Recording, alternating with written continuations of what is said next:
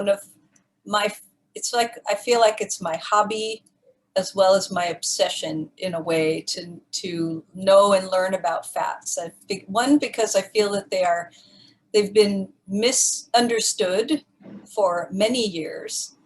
And as so, because of that, many people are afraid to eat even the healthy fats because they're afraid of eating too much fat. And then also at the same time, that we don't take care of the fats and oils in our food supply. They're damaged most of the time by heat or light. And so that's why I like to sort of set the record straight a little bit on fats. So we know that we find these in both plant and animal food sources. The technical chemical name is lipids. And so lipids is the category for anything that has the consistency of being oily or fat-like. But in nutrition, if it's solid at room temperature, like butter or coconut oil or the white parts of meat, we call it a fat if it's solid at room temperature. And if it's liquid at room temperature, we call it an oil. And usually an oil is something that will, you can squeeze it out of like a seed or a nut or an olive or an avocado. Although I personally prefer just to eat the avocados to get the good fat rather than squeezing oil out of it and eating it that way. So, but that's basically what we refer to. So if it stays liquidy at room temperature after it's been pressed, then we call that an oil. If it stays solid, then we call it a fat. And when we talk about dairy products, one thing we know is that for example, with milk, usually the cream will rise to the top, and that's the fat part of the milk. And you could skim that off. That's what we call skim milk, is when you really just take the fat off the top of it and use that. You can use that for cream, or obviously that can be churned into butter. But it's usually, if it's at room temperature, it's much thicker, and if it's really cold, it'll actually thicken. So that's why butter is like that. And then cheeses also are going to be basically like solid at room temperature. So we would call those fats. There is fat in egg yolks, which tend to be more liquidy, obviously. But that, for the most part, those are our classifications of fat versus an oil.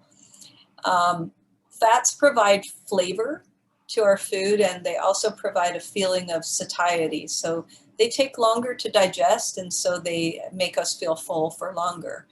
They're really important for many different things in the body. It's kind of interesting when we talk about carbohydrates. We know that their main role in our body is to be an energy source. And fats can be used for energy as well. Like we can burn them for energy, just like we can burn carbohydrates for energy. But fats have a lot of other roles in the body also, like unlike carbohydrates. That fats are a part of every single one of our cell membranes. They keep the integrity of the cell membrane. They keep the stuff out that's not supposed to get into the cell, and then they keep the stuff that's supposed to be in the cells in there. They're very important for brain function. We know that people who are deficient in certain types of fats tend to have a higher risk for depression. They have higher risk for cognitive decline. The fats are also good for the nerve endings. So, every single one of our nerve endings has a coating on the end. Let's say our two little nerve endings. There's a coating on the end of our nerve endings, and little electrical signals are sent across the nerve endings. That's our neurological system. It's how I can move my hand when I want to.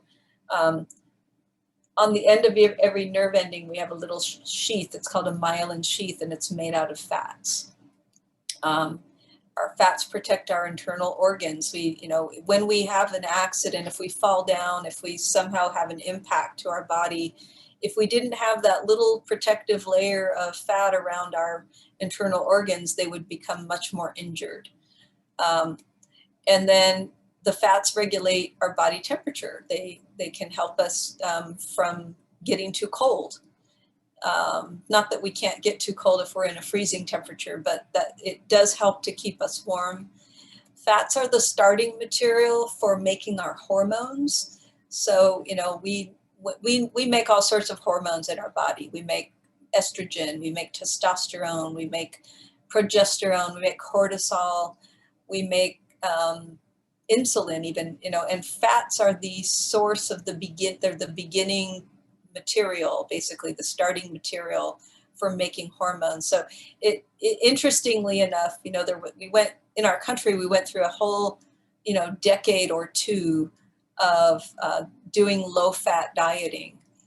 And it seems interesting to see a correlation of how women, especially who did that kind of low-fat dieting in the 80s and kind of early 90s, now are experiencing hormonal issues, hormone imbalances.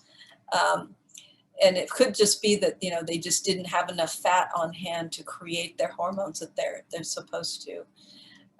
And then, of course, fats are needed as we eat the foods. They are used to absorb certain vitamins into our body. We call these fat-soluble vitamins. They're vitamins A, D, E, and K, which are all really important vitamins. Vitamin A and D and E, all important for immune system.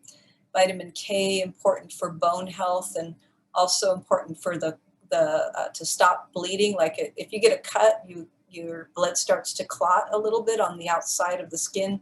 That's to stop bleeding. You need vitamin K for the clotting factor. And if you didn't have enough vitamin K, you'd probably bleed to death.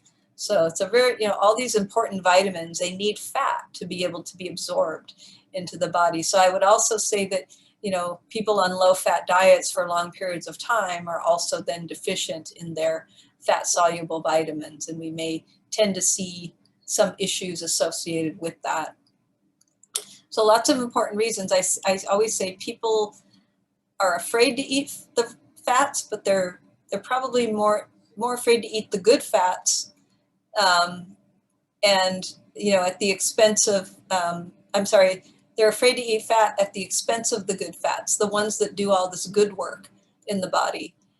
So they're trying to avoid all fat instead of avoiding the fats that are actually